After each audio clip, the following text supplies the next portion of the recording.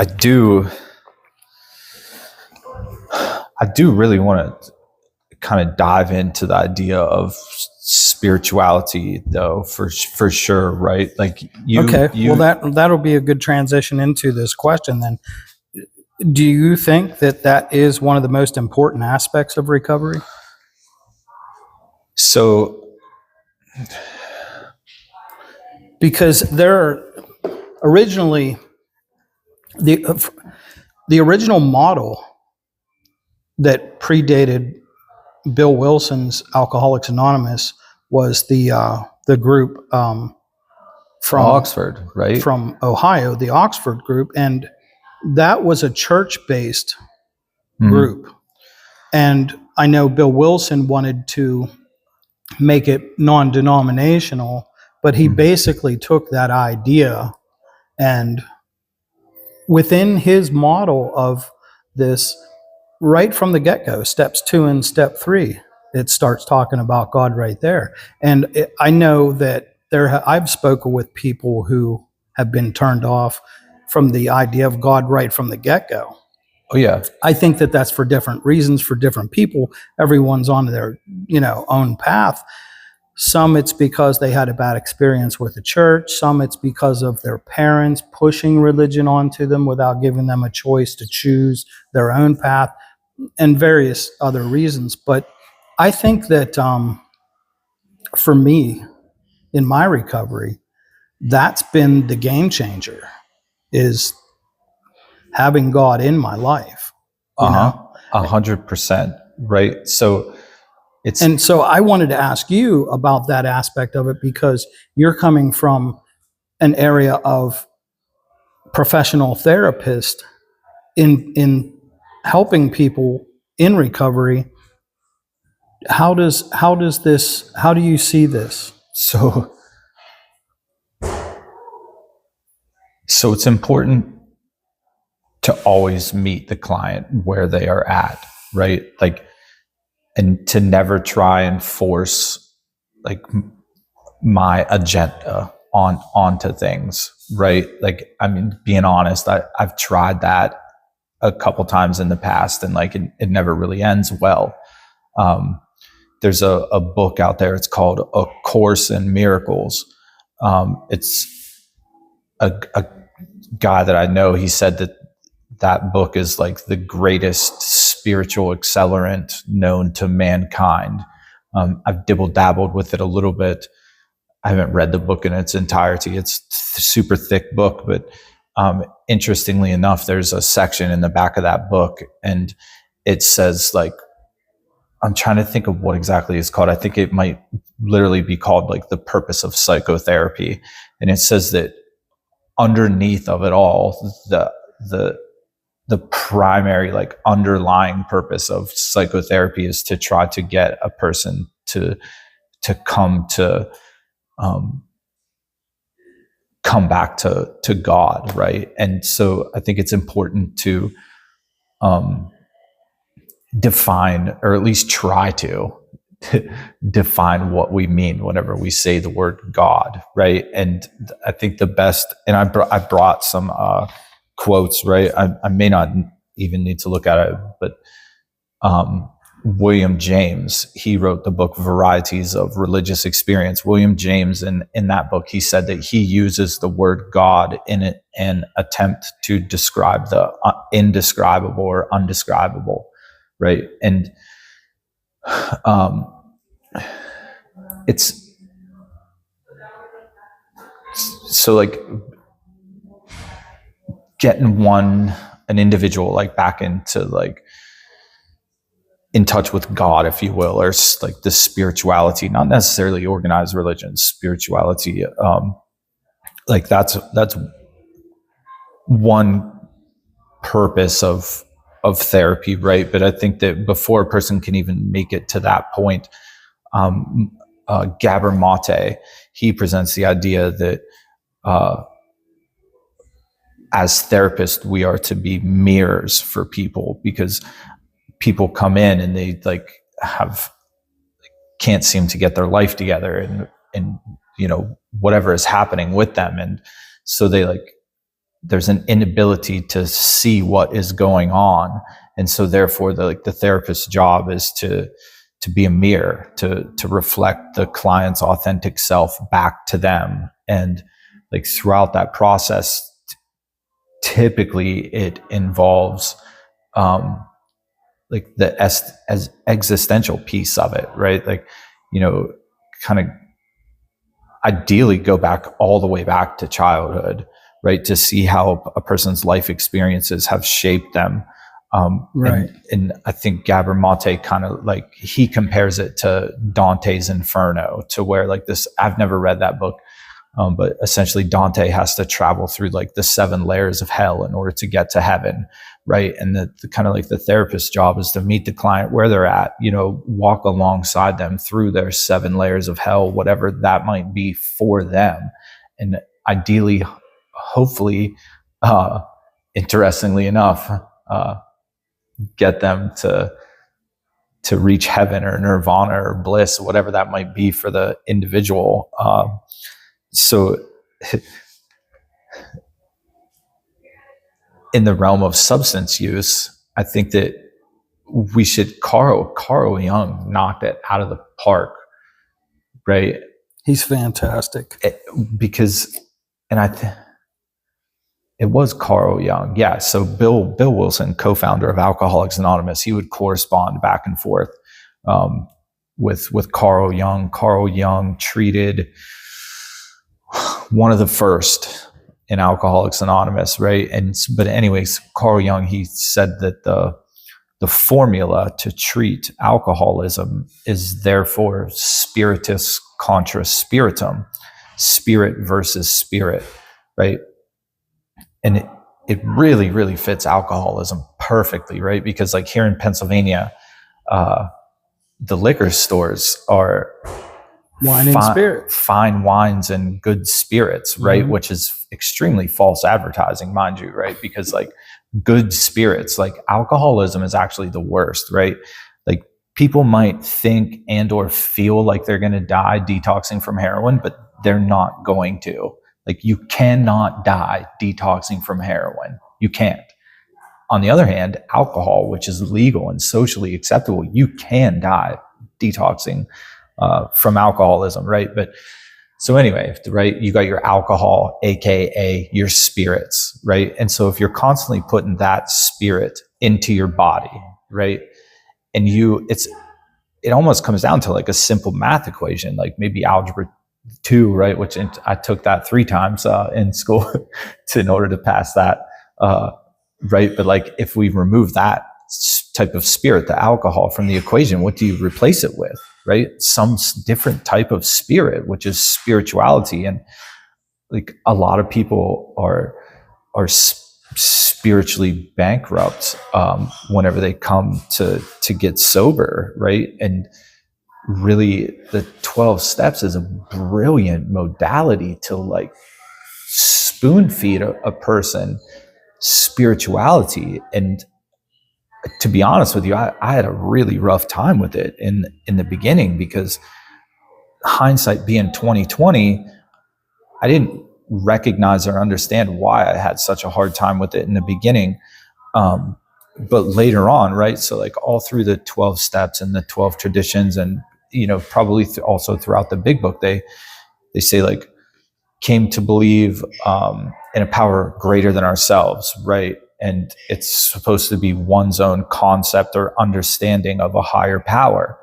But it's somewhat contradictory, because it's like escaping me right now, but I know for a fact in the 12 steps and in the 12 traditions, they refer to God as a he and a himself, right? And so that it didn't sit right with me in the beginning, because I was like, well, this is all hindsight, mind you. I didn't know why I struggled so hard in the beginning, but I do now. It has a strong Catholicism feel to it, right? Like, because that was kind of where it was founded from, right? Like the Oxford group and whatnot. But it really truly is, one's own concept of a power greater than themselves. Was Alcoholics Anonymous your first attempt at recovery, or did you try a different 12-step program like Narcotics Anonymous or Refuge Recovery or something else? I'd been to a couple AA meetings back whenever I was a juvenile, like court ordered. I was on probation, and I had no interest in being sober at that time. So I would say that like 2015 is whenever I really like actually gave the 12 steps an honest chance. And in the AA, they have the 12 promises, right? And which are very profound. And at the time, like I heard the 12 promises and I was still consumed by the bondage of self. I was still very egotistical and selfish at the time, and still can be to this day, mind you. Like, please let it be known that like we all have the human condition. But I wanted those 12 promises. I was like, I want those to. So when you came into Alcoholics Anonymous in the beginning, correct? Did you read the whole book, like the first 164 pages of the basic text? Yes, I did. You strike me as a person who reads quite a few books. Yeah, I've read quite a few. Have you read Jordan Peterson's 12? No. You haven't? I haven't read anything from Jordan Peterson. I've listened to some of his stuff online.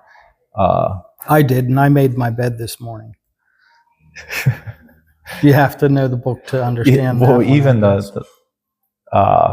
what's that like admiral or that general who did that speech,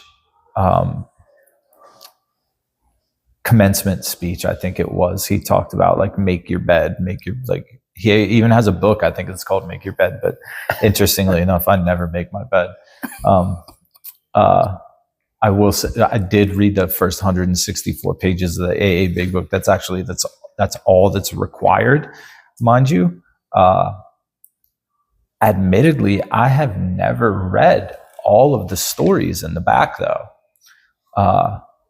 Acceptance was the answer. That's a magnificent story in the back of the AA Big Book. Man, yes. It really talks about acceptance was the answer to all my problems. Yeah, but in a nutshell, throughout that story, though, he highlights like how he faced difficulty in his marriage and how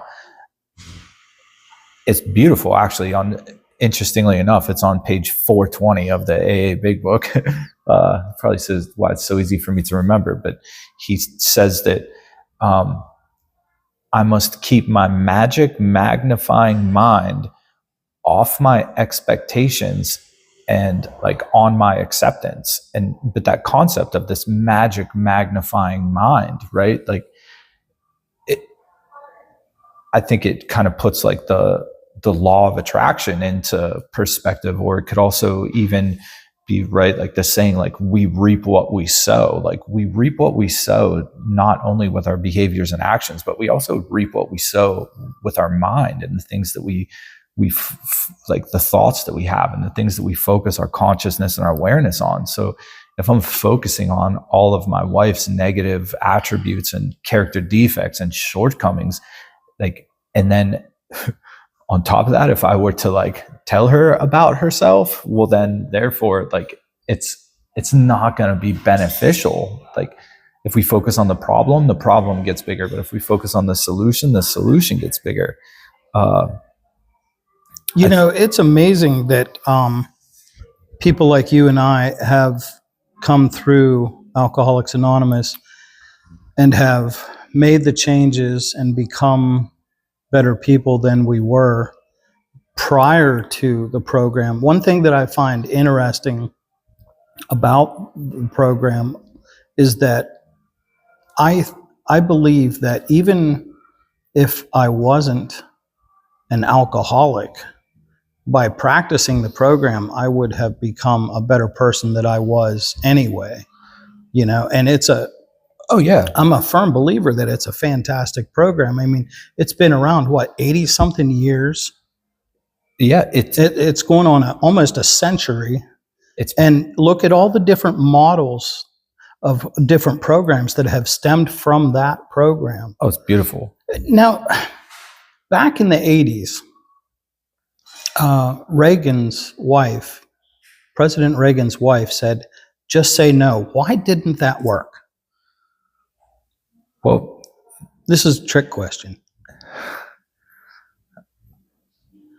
I mean, I don't really have the short answer. There's not really a great answer to that one. It just wasn't going to work. That idea was doomed as soon as she said it. Yeah, I don't have the short answer. I think it's important to, like, if we recognize that the American Medical Association recognizes addiction as a disease, right? And so there's like three main properties or components that come along with that, right? And that's that there is no cure.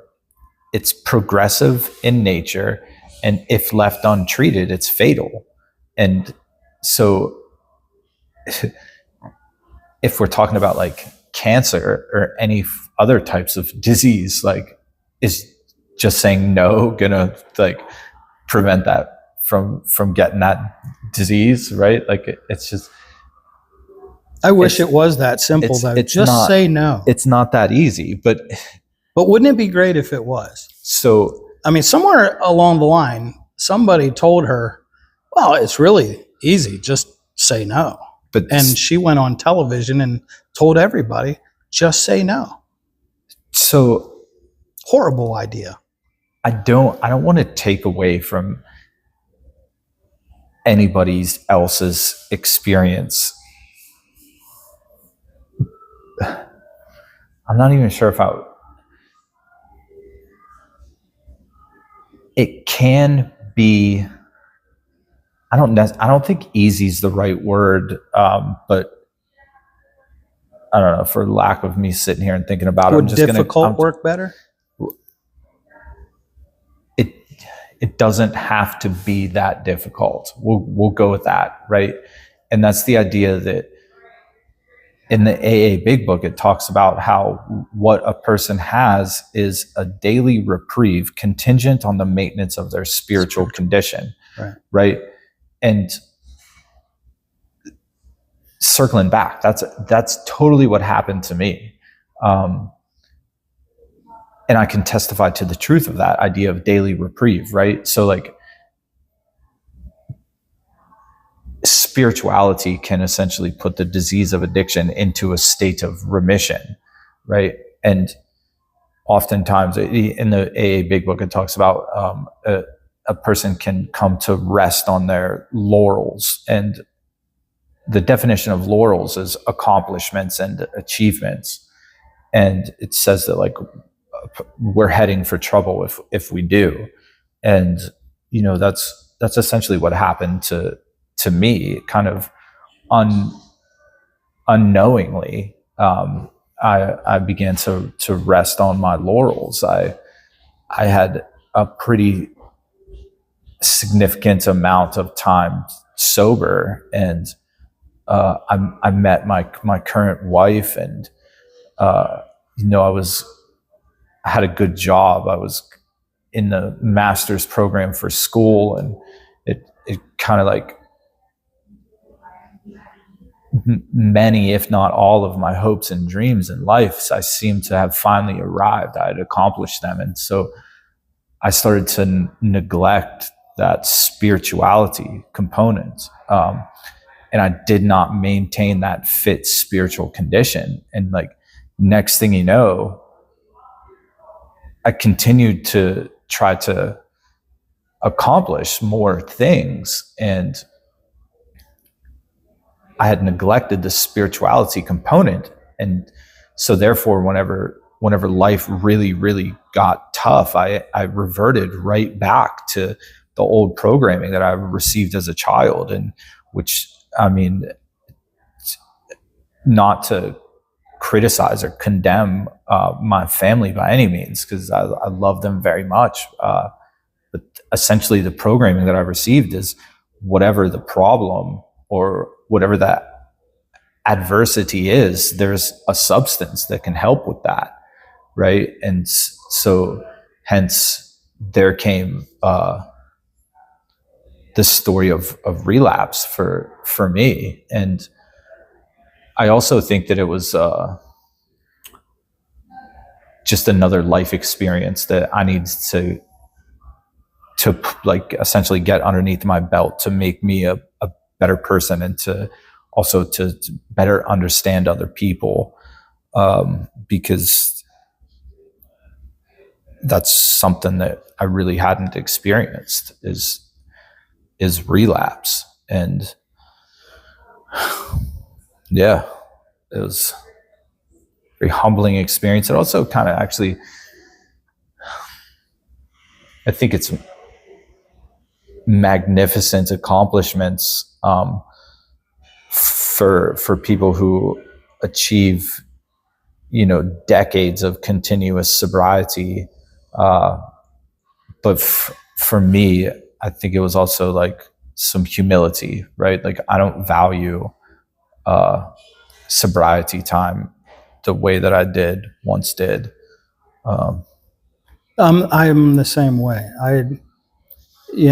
I am the same way. It's like I've gotten to a point where it's more important that I'm sober today and clean today, as opposed to looking at the 3,000 and whatever days it is of over 9 years, and because that's really what is important. I mean, the here and now, being mindful of enjoying my life on a daily basis and being grateful for the way that everything is running in my life, my relationship, my job, my connections with people. That's really what's important, is keeping myself in a place on a daily basis where I have priorities of knowing what I stand for, knowing what my values are, knowing what my morals are, and keeping that idea of, so in my recovery at around the age 50, I went through a midlife crisis, and it was the age-old question, what's the meaning of life? What's the purpose of life? And again, I went back to looking into philosophers and educators and books and summarizing all of these different things from all of these different people. I was able to finally put it simply enough to satisfy my mind and my soul. And I came to the conclusion for myself that the purpose for life is connection. And the meaning for life is coffee.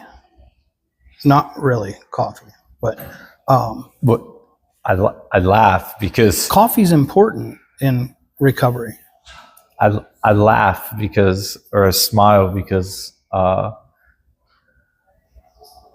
also attributed to Carl Jung. Nikki, you said he called it a midlife crisis, and then he went down this road of, searching for the answer, studying philosophers and searching, and Carl Jung said something along the lines of intellectualism is like a fear of direct experience, right? And so, I was joking about the coffee. In honesty, the meaning of life is experience. The purpose for life is connection. That's what I've come to as a conclusion that appeases Nick. Yeah. But like, I guess not trying to like single you out by any means, but just like looking at like the underlying reasons like for a midlife crisis, right? Like what's that rooted in, or what's that founded in? And like, and I can't really, I mean, I've been through my fair share of crises, but see, I think it's different for different people. Because I believe I've witnessed some people go through this phase and they've had a sense of no purpose. They've had a sense of feeling lost, and things of that nature, where mine, for me, it was almost like it was due to information overload, if that makes any sense, because I had come to a place where I had listened to people like Gabor Mate, Carl Jung, Sadhguru, looking at all of these different educators and philosophers. I had so much running around in my head that I really believe I got lost in all of the information, and I needed to simplify it. Keep it stupidly simple, you know? Yeah. And that's really what was going on with me. And I don't know if it truly was what people consider a midlife crisis. That's just how I feel. And it was just kind of ironic that, you know, I went through it at the age that I did. Yeah, that's interesting too, right? Like, what constitutes as a midlife crisis? You know what I mean? Like, what's like something that could be a crisis for me may seem like nothing. What's my trauma may not be your trauma. Yeah, for sure, 100%. I did, so something else that I thought it would kind of be interesting to talk about, right? Because the 12 steps, right? Like step 12, having had a spiritual awakening as the result of these steps, right? And so in the back of the AA Big Book, in the spiritual experience, they talk about William James